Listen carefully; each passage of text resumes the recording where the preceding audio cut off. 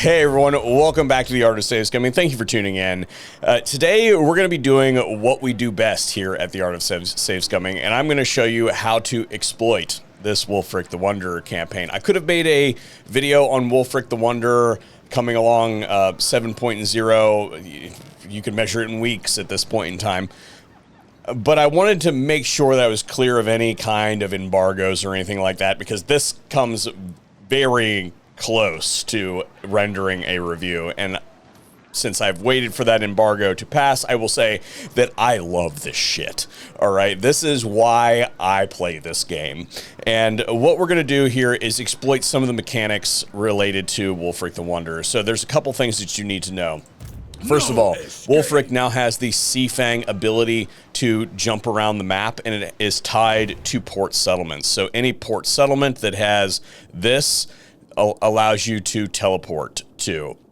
And I haven't really figured out what the math is, but it seems to me that the shorter a jump, the lower the cooldown, the longer the jump, the longer the cooldown. Again, I haven't quite figured out the math. The next thing that you need to know is when you take your first settlement, you will be given a dilemma for Wulfrik, asking you whether or not you want to abandon your territory in Norsca to do other things. It will be incentivized. That decision to keep it or leave impacts what happens as far as buildings around the map. There's some hard coding that goes into what is built in whatever settlement you take, and if you choose to abandon it, it will be different than if you choose to keep it. So just know that. The next thing that you need to know is that there are some technologies in the conquests that you need to familiarize yourself with when it comes to your overall stratagem. There are some of these things that are like, hey, you have to fight 10 battles to get this or occupy a particular settlement. You need to know which of those occupy settlements are in your vicinity for what you're doing. For instance, the one that is important here is Hexoatl. We're going to be rushing Mazdamundi here, and we need to make sure that we take and hold Hexoatl to be able to get this technology. So anyway, you start out with this okay army, and you're going to fight this army here. We're also going to bump this difficulty down for the sake of filming today, because you're going to see that all of these battles are basically the eternal challenger. Auto-resolve. I mean, you can fight these battles manually and have really no problem. So my strategy is this. We're going to take our hero and we're going to rush it up here. Your mechanics for Norsca fighting faction leaders still remain. So if you defeat a faction leader in Norsca, you get a confederation dilemma for them. If we go up to our territory up here, we can recruit a lord. We're just going to get somebody cheap because, you know, there's a chance that they might get sniped by some pirates or something like that. And we're going to put him into the water.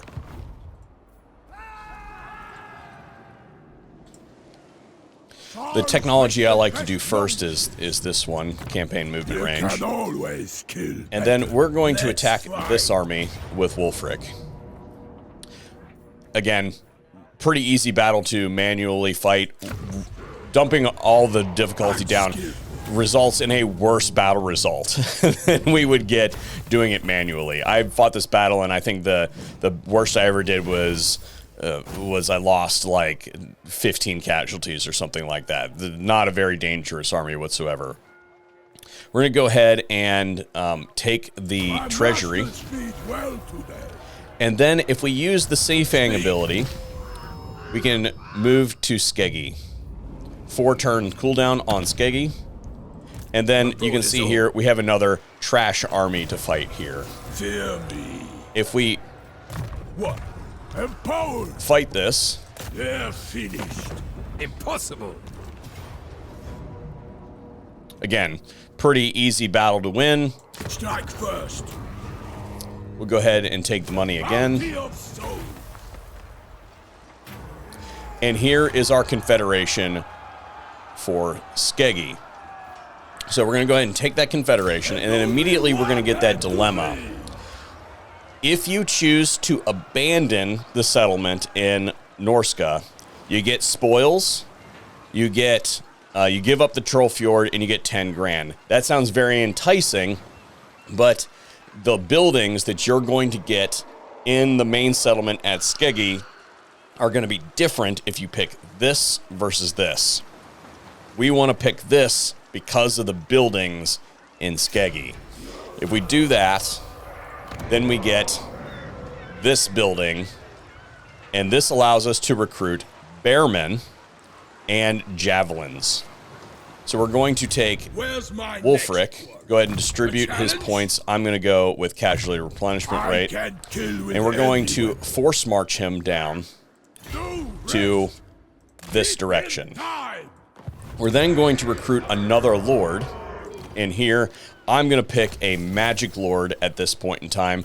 Whoever's got the best traits, magic lord doesn't really matter. Whichever one looks the best to me. We already have a metal wizard. I would pick strategist for the extra campaign movement range, but I think that, let's see here, that one could be good, or do we have a better leadership? We're going to go with leadership and get a death wizard. This death wizard is then going to recruit, well, first of all, let's get some campaign movement range to make sure that we can reach. This death wizard is going to recruit 3 bearmen and 2 javelins. If we look at our comparisons here between the regular marauders, they have more leadership than the bearmen, but the bearmen have a lot of armor, and this is going to make them a little bit better against fighting like Saurus warriors and things like that, and soaking up missiles from the skinks that Mazda Monday is going to have. So we're going to go ahead and do that. And we'll probably get rid of this, because we don't really need that. We'll do some economy stuff. Go ahead and end that turn.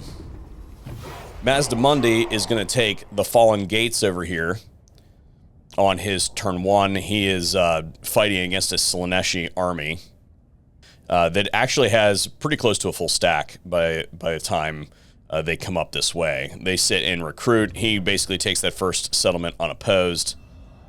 Wulfrik attacks Hexoatl. This says Pyrrhic victory currently. As good as dead. But if we go ahead and attach in these guys,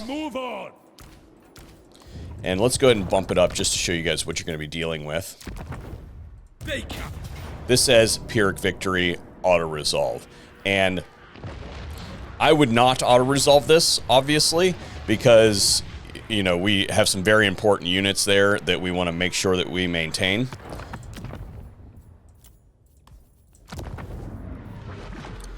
Instead, we're going to auto-resolve this just to give you guys an idea what's going on here. And I'm going to raise a Chaos Altar. We could hold this territory with a colonization, but it's going to cost us half of our spoils. But if we instead raise an altar, well, we get some spoils instead of spending spoils, and we have now met the requirements to be able to get this technology.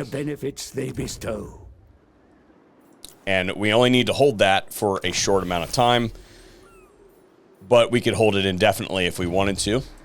I'm listening. I would raise another lord here of whatever type that you want.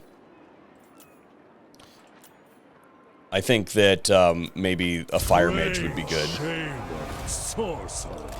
And we're going to do the exact same thing. Free bearmen to javelins. Distribute the points. And then this guy over here that we put into the water last turn is now going to move over this way towards the Varg camp, I think it's called. Yeah, we're going for Varg camp. Immediately. Fine. And what we want to do with this guy is discover Surtha Ek, which is going to be the leader of Varg.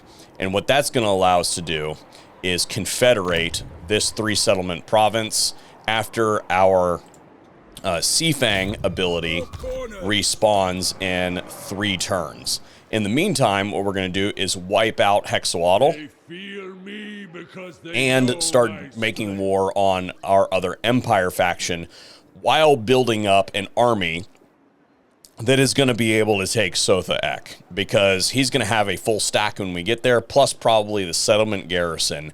We need to build up, even if we go heavy into the red, a army that can go toe-to-toe and crush him. And that is the only thing that we're going to need to do. And then we're back into Norsca, doing stuff in Norsca, and we've kept this whole territory. That is my look at min-maxing the shit out of Wulfrik the Wanderer, and I'm going to go ahead and render a review here since the embargo is already passed, and say that this is quite possibly the most fun campaign in all of Update 7.0 and Tides of Torment. I hope that you guys have a good time. Thanks for watching. This has been The Art of Save Scumming.